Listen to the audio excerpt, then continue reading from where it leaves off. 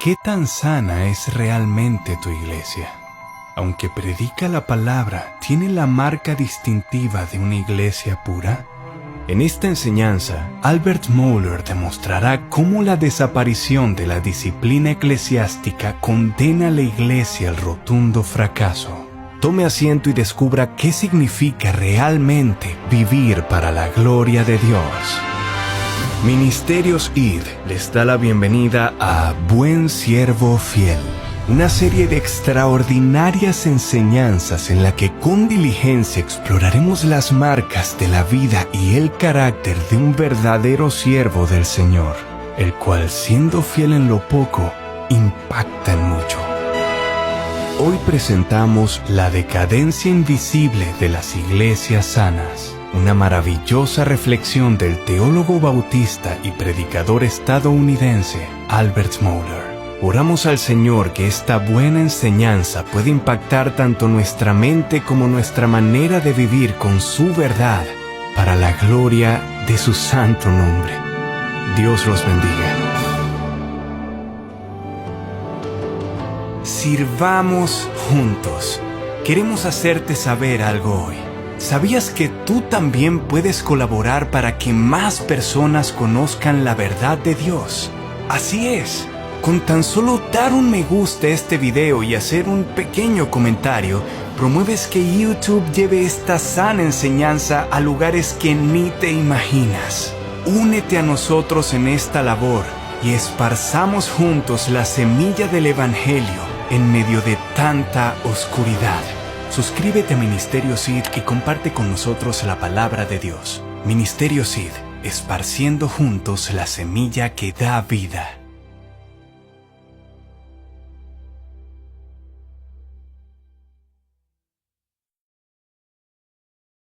La declinación de la disciplina eclesiástica es quizá el fracaso más visible de la iglesia contemporánea.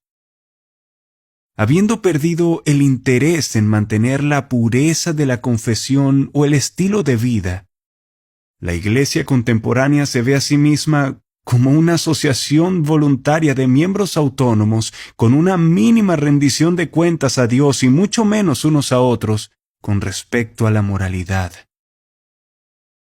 La falta de disciplina eclesiástica ya no es algo que asombra. Por lo general ni se nota. Para muchos miembros de las iglesias, la disciplina eclesiástica regulativa y restauradora ya no es una categoría con significado y ni siquiera un recuerdo. La generación actual de pastores, tanto como de miembros de iglesia, virtualmente carece de experiencia en cuanto a la disciplina eclesiástica bíblica. De hecho, la mayoría de los cristianos a quienes se les presenta la enseñanza bíblica acerca de la disciplina eclesiástica encaran la cuestión como una idea con la que nunca antes se habían topado. Oyéndola por primera vez, parece tan anticuada y lejana como la Inquisición española o los juicios de las brujas de Salem. Su única percepción del ministerio disciplinario de la iglesia es a menudo comparada con alguna historia de ficción como lo fue La Letra Escarlata. Lo cierto es que sin una recuperación de la disciplina funcional para la iglesia firmemente establecida sobre los principios revelados en la Biblia, la iglesia continuará su deslizamiento hacia la disolución moral y el relativismo. Los evangélicos han reconocido a la disciplina como la tercera característica de una iglesia auténtica desde hace muchísimo tiempo. La disciplina auténtica y bíblica no es opcional, sino una característica necesaria e integral del cristianismo auténtico. ¿Cómo ocurrió esto? ¿Cómo pudieron las iglesias abandonar con tanta rapidez y de forma tan generalizada una de sus funciones y responsabilidades más esenciales? La respuesta se encuentra en el desarrollo tanto interno como externo de la iglesia. Dicho simplemente, el abandono de la disciplina en las iglesias está ligado directamente al acomodo paulatino del cristianismo a la cultura norteamericana. Conforme avanzó el siglo XX, esta contemporización se fue incrementando, haciéndose evidente cuando la Iglesia se conformó a la cultura del individualismo moral. Aunque el siglo XIX no fue una era dorada para los evangélicos norteamericanos, en ese siglo se vio la consolidación de la teología evangélica y los modelos de las iglesias. Los manuales para el orden y para la disciplina que se publicaron en ese tiempo muestran que la práctica de la disciplina era algo que se aplicaba regularmente en las iglesias. Las congregaciones protestantes ejercían la disciplina como un ministerio necesario y natural hacia los miembros de la iglesia, y como un medio para proteger la integridad doctrinal y moral de la congregación. Como fervientes congregacionalistas, los bautistas dejaron un registro particularmente instructivo con respecto a la disciplina en el siglo XIX. El historiador Gregory A. Wills comentó acertadamente: para los bautistas anteriores a la Guerra Civil, una iglesia sin disciplina difícilmente era considerada como una verdadera iglesia.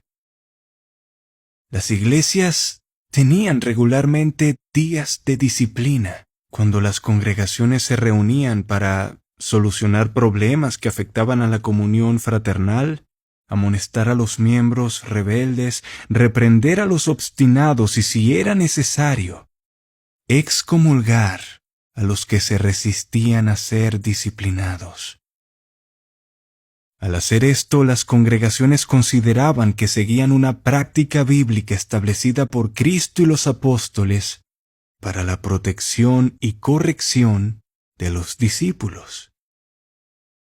Ninguna esfera de la vida se consideraba fuera del ámbito de rendición de cuentas ante la Iglesia. Los miembros debían conducir su vida y su testimonio en armonía con la Biblia y con los principios morales establecidos. Dependiendo del sistema de gobierno de la denominación, la disciplina era codificada en los estatutos de la Iglesia, en los libros de disciplina, los manuales congregacionales y las confesiones de fe.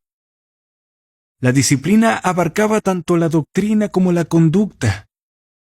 Los miembros podían ser disciplinados por conductas que violaran los principios bíblicos o los estatutos convenidos en la Iglesia, pero también por causa de violaciones a las doctrinas y creencias. Se consideraba que los miembros estaban bajo la autoridad de la congregación y eran responsables unos de otros. Pero, en los inicios del siglo XX, ya la disciplina eclesiástica estaba en franca decadencia. Debido a la Iluminación, ya cundía ampliamente la crítica de la Biblia y de las doctrinas ortodoxas. Aún las denominaciones más conservadoras empezaron a mostrar evidencia de estar descuidando la atención a la teología ortodoxa. Al mismo tiempo, la cultura en general comenzaba a adoptar una moralidad individualista autónoma. El resultado de estos desarrollos internos y externos fue el abandono de la disciplina eclesiástica, y cada vez más áreas de la vida de los miembros se comenzaron a considerar fuera de la incumbencia de la congregación. Este gran cambio en la vida de las iglesias fue seguido por las tremendas transformaciones culturales en los primeros años del siglo XX, caracterizadas por el pensamiento progresista y la liberación moral. Ya para la década de 1960, solo una minoría de iglesias pretendía practicar el principio regulativo de la disciplina. Significativamente, la rendición de cuentas y la disciplina moral confesional generalmente fueron conjuntamente abandonadas. La categoría teológica del pecado ha sido reemplazada en muchos círculos por el concepto psicológico de la terapia. Y como lo ha argumentado Philip Reeve, el triunfo de lo terapéutico es ahora parte integral de la cultura norteamericana. Los miembros de las iglesias pueden tomar malas decisiones, fallar en vivir de acuerdo con las expectativas que les exige esta cultura opresora, o bien estar actualizados inadecuadamente, o su problema es que no se han realizado. Pero ya no pecan. Los individuos reclaman para sí mismos un enorme espacio de privacidad personal y autonomía moral. La congregación, redefinida ahora como una mera asociación voluntaria, no tiene derecho a invadir este espacio. Muchas congregaciones han renunciado a cualquier responsabilidad de confrontar hasta los pecados más públicos de sus miembros. Dominados por los métodos pragmáticos, por el llamado iglecrecimiento y por la ingeniería congregacional, la mayoría de las iglesias dejan los asuntos relacionados con la moralidad librados a la conciencia individual de cada miembro. La noción misma de la vergüenza ha sido descartada por una generación para la cual este término es innecesario y solo un obstáculo para lograr una pretendida realización personal total. Aún los observadores seculares han notado la falta de vergüenza en la cultura moderna. James Twitchell comenta: en la última generación hemos procurado dejar a un lado la vergüenza.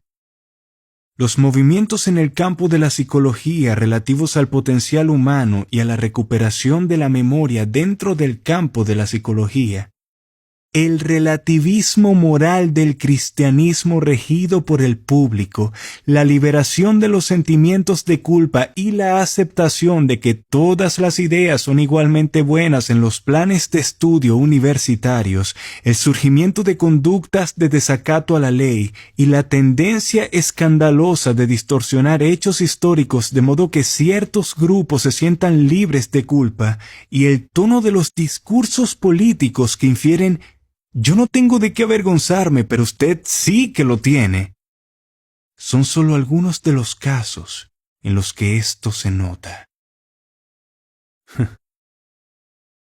Twitchell considera que la Iglesia cristiana es cómplice y ha ayudado e instigado esta situación de transformación moral y de abandono de la vergüenza, que es, después de todo, el producto natural del comportamiento pecaminoso. En cuanto a la Iglesia cristiana en la actualidad, solo se puede observar una leve semblanza de lo que una vez estuvo pintado en vivos colores. El cristianismo simplemente ha perdido su rumbo. Ya no articula el ideal. El sexo está fuera de control. Los días de la vergüenza han pasado.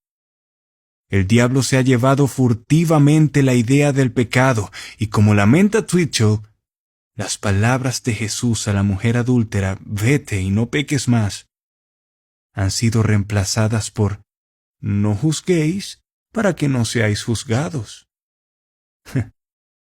La demostración de este abandono de la moral puede verse en las principales denominaciones protestantes que se han rendido ante la ética de la liberación sexual. Los protestantes liberales ya perdieron toda credibilidad moral en la esfera sexual. El homosexualismo no es condenado, aunque la Biblia lo condene claramente. Por el contrario, los homosexuales tienen su lugar especial en las denominaciones, sus propias publicaciones y sus derechos especiales en las asambleas de las denominaciones. ¿Y los evangélicos? Aunque todavía afirman que siguen las normas bíblicas de moralidad, se han rendido por completo ante la cultura del divorcio. ¿Dónde están las congregaciones evangélicas que afirmaban que los votos matrimoniales debían ser cumplidos? En gran medida los evangélicos están ligeramente detrás de los protestantes liberales en cuanto a su contemporización con esta cultura del divorcio, aceptando lo que podríamos llamar monogamia en serie, o sea, una fidelidad material hacia el cónyuge de turno. Esto también ha sido notado por los observadores seculares. Unido a esta preocupación por no ofender a los miembros de la Iglesia, está la aparición de la cultura de derechos, la cual entiende a la sociedad meramente en términos de derechos individuales en lugar de responsabilidad moral. Mary Ann Glidden de la Facultad de Derecho de la Universidad de Harvard documenta la sustitución del diálogo sobre moralidad por el diálogo sobre los derechos. Al ser incapaz o no querer tratar con las categorías morales, los hombres y mujeres modernos han recurrido al único lenguaje moral que conocen y entienden: el diálogo desvergonzado sobre los derechos que la sociedad no tiene autoridad de limitar ni negar. Sin embargo, este diálogo sobre los derechos no está limitado a la sociedad secular.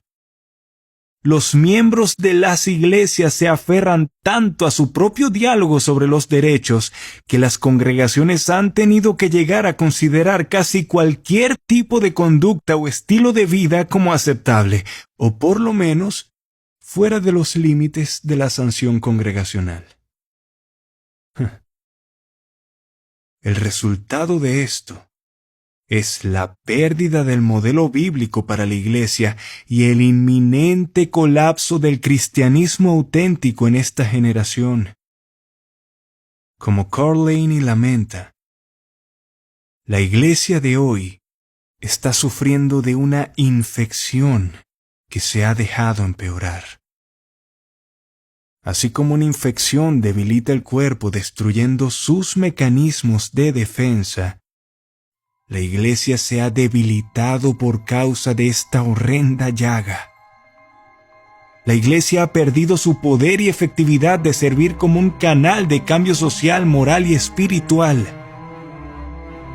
Esta enfermedad es causada por lo menos en parte por la negligencia en el ejercicio de la disciplina eclesiástica.